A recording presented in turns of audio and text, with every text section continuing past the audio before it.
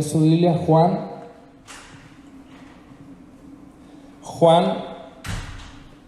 capítulo 1.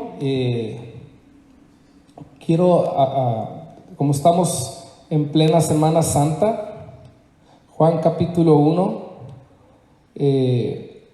cuando Juan el Bautista está hablando del reino de los cielos, de pronto llegó el tiempo de Jesús y Él apareció, y todos recordamos esta expresión que Él utilizó, ¿verdad? Dijo, cuando Jesús aparecía y venía hacia Él, Reina Valera dice: he aquí el Cordero de Dios que quita el pecado del mundo. Y aquí Nueva Traducción Viviente dice: miren, observen, ahí viene el Cordero de Dios, el que quita el pecado del mundo.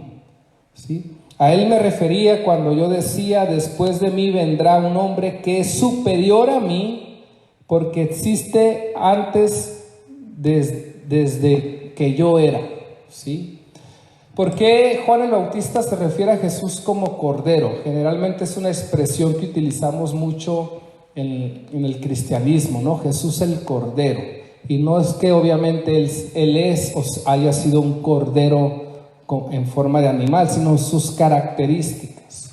Él vino a este mundo con características del cordero. Un cordero, por ejemplo, es dócil, es noble, es humilde, es sencillo. Sobre todo tiene que ver con temas de nobleza, y tiene que ver con temas que era obediente también. Él fue obediente hasta la muerte de cruz, dice la palabra. Entonces son algunas características. Lo que Juan el Bautista se está refiriendo a Jesús es: he ahí el obediente, he ahí el dócil, he ahí el humilde, he ahí el noble, he ahí el que no va a pelear de una forma humana, sino su guerra, su forma de ganar esta batalla fue de otra forma, ¿no? El pueblo judío esperaba un tipo Iron Man, esperaba un vengador, alguien que utilizara las armas y peleara contra los romanos y los sacaran de la depresión, pero Jesús, y de la opresión, pero Jesús vino de una forma totalmente distinta, con unas características distintas. Jesús, todos sabemos, su propósito en esta tierra fueron varios, pero si podemos de alguna forma encuadrarlos o enmarcarlos, diría que fueron tres propósitos principales el que vino Jesús. Número uno, Él vino a traer el reino de Dios. Juan el Bautista decía: arrepentíos porque el reino de los cielos se ha acercado.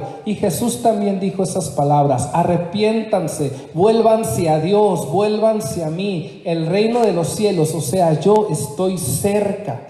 Él vino a traer el reino de Dios de una forma cercana, de una forma natural, de una forma humana. Juan dice que se hizo humano como nosotros, habitó, caminó, anduvo, por eso tomó una forma humana, un cuerpo, ¿verdad? Para tener una similitud, una identificación con nosotros, y de esa forma podernos presentar el reino de los cielos. Sí, de esa forma podernos traer realmente el hábitat del cielo, traerlo a la tierra. Romanos dice que el reino de Dios es un reino de justicia, es un reino de paz, es un reino de gozo. Hay otras virtudes del reino de Dios, como la gracia, la misericordia, la justicia. Entonces, la venida de Jesús a esta tierra fue para manifestar en su vida propia y a través de los discípulos el amor, la misericordia, la compasión,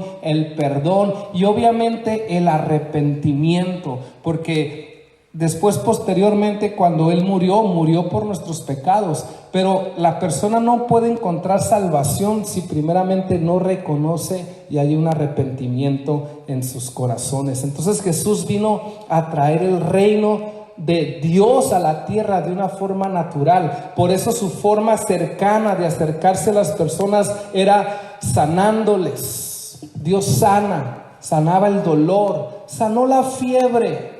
Recuerdan que sanó la fiebre de la suegra de Pedro. A veces pensamos que Dios nos sana cosas básicas, ¿verdad? Pero Dios sanó la fiebre. Dios puede sanar este coronavirus, por supuesto que sí, porque al final de cuentas es una fiebre más alta, fuera de lo normal, de la costumbre, pero es una fiebre que se manifiesta en fiebre. Él se acercaba, comía con pecadores. Él se salió de la estructura religiosa, de la estructura legalista, porque su amor y su pasión era acercarse al ser humano, a hombres y mujeres, niños, jóvenes, a todos en general. Él no quería traer un reino complicado, ni quería meterlos a una religión. Él lo que quería era sacarlos de la religión y meterlos a una conexión y a una relación directa con Dios Padre. Por eso no podemos encasillar a Jesús en una religión. Han hecho mucho daño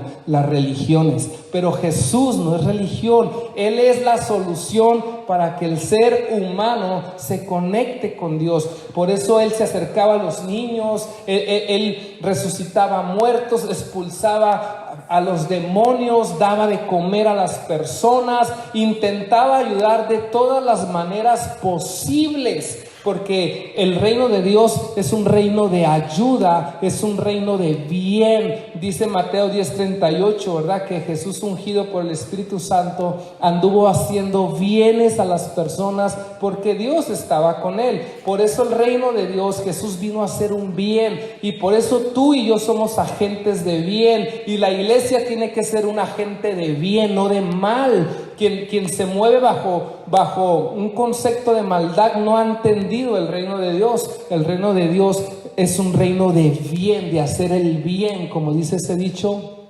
haz el bien sin mirar a quién. Por eso nuestros hechos de bien demuestran al reino al que pertenecemos, ¿no? Si tú y yo hacemos el bien, estamos demostrando que pertenecemos al reino de Dios. Y por último, el propósito principal de su venida fue morir. Fue dar su vida por la humanidad, ¿sí? Él expresó en Juan y dijo: a mí nadie me quita la vida, yo la doy, ¿sí? Él continuamente le expresó a sus discípulos: voy a morir pronto, me van a crucificar, voy a ser apartado de vosotros. Y continuamente se lo estaba diciendo. Él mismo tenía muy claro cuál era su misión principal: el sacrificio, morir, dar su vida por la humanidad. Él mismo padeció todos esos sufrimientos, fue humillado, fue menospreciado, fue rechazado, fue escupido. Una vez recuerdo que yo puse una imagen de Jesús golpeado de una de las películas que se hicieron, y la verdad que estaba muy golpeado, muy ensangrentado, y luego alguien me dijo: ay, quita eso porque no lo puedo ni ver, ¿no? Y obviamente yo le dije: anda, si en las películas de violencia tú ves cosas peores que eso, ¿no? Jesús todavía quedó peor. Dice la Biblia que quedó desfigurado. Él ahora sí que recibió todo tipo de bullying emocional, espiritual y físico, y lo hizo por ti, y lo hizo por mí, ¿sí? Lo hizo por la humanidad, porque su intención era justamente librarnos, era salvarnos, era entregarse. Él se entregó todo. No tenía por qué hacerlo, pero Él quiso hacerlo. Por eso Jesús es la esperanza a la humanidad. Jesús es la solución a la humanidad. Jesús es la solución al virus más fuerte, que no es el coronavirus, ni es la gripe, ni es el VIH. El virus más fuerte que enfrentamos la humanidad se llama pecado, se llama rebelión, se llama autosuficiencia, se llama soberbia, que no queremos reconocer que hay un Dios. Y quiero terminar. Lucas 23 nos habla que cuando Jesús estaba ahí crucificado, recuerdan que a su lado derecho y a su lado izquierdo había dos ladrones, ¿sí? Dos que habían robado, dos malhechores, dice la Biblia, que habían hecho el mal, uno a la derecha y otro a su izquierda. Y uno de ellos le ofendía y levantaba palabras de ofensas contra Jesús y le decía: anda tú, anda guapo, ¿verdad? tú que te dices ser rey, sálvate a ti mismo, dice, y sálvanos a nosotros. Pero se lo decía en un tono de burla, en un tono de menosprecio, ¿sí? Sin embargo, el otro ladrón le decía, ¿por qué te metes con él? Fue un hombre bueno, no le hizo mal a nadie, ni siquiera tendría por qué estar aquí. Y volteó y le dice a Jesús, acuérdate de mí cuando vengas en tu reino. Siempre hay dos actitudes en el ser humano ante las circunstancias. Está el primer ladrón que vive siempre orgulloso, soberbio, lleno de ira, echándole la culpa a otros, burlón, con esa arrogancia, con esa rebelión, diciendo que no cree en Jesús, que no cree en nada de lo que tenga que ver con Él. Ahí vienen muchos ateos, por ejemplo, ¿sí? Que siempre están peleando y rechazando todo lo divino, ¿sí? Pero luego hay otro tipo de personas que saben que han hecho mal, que saben que merecen esa cruz. El segundo malhechor reconocía que merecía estar crucificado. Dice, si él no ha hecho nada y está aquí crucificado, y le dijo a su compañero, nosotros sí hemos hecho, merecemos estar crucificados. Él reconoció su error, reconoció su falla, reconoció su pecado, pero también tuvo la humildad y el entendimiento de decir, Él puede salvarme, Él puede ayudarme, Él sí es Rey, Él sí es Señor, porque si no hubiera reconocido a Jesús como Rey y Señor, no le hubiera dicho, acuérdate de mí cuando vengas en tu reino, porque ¿quién tenía un reino sino solo los reyes? ¿Sí? Y tuvo esa humildad, y por eso Jesús le contesta, lo observa y le dice, quiero que sepas, de cierto te digo que quiero que sepas que hoy estarás conmigo en el paraíso, ¿sí? O sea, hoy que muramos, tú te vas a venir conmigo, ¿sí? Tú te vas a venir conmigo. Uno encontró salvación, uno encontró justificación, uno encontró libertad. Y el otro que se la pasó peleando de arrogante, pues, ¿qué quieren que os diga? Todos sabemos, queridos amigos, solo hay dos lugares, el cielo y el infierno. No hay más. El cielo para los que decidimos arrepentirnos y vamos al Señor continuamente clamando y pidiendo necesidad de Él. Y el infierno, sí, aunque ya muchos no creen en Él, pero la Biblia lo habla. Para todos aquellos, dice el diablo, sus seguidores y los que rechazan a Jesús. No sé qué circunstancia estás viviendo, pero quiero decirte que Jesús te ama. Él es el Cordero de Dios que vino a este mundo. Él es el Cordero de Dios que quita el pecado de nuestros corazones, que quita el virus. Él es la medicina, es la inyección.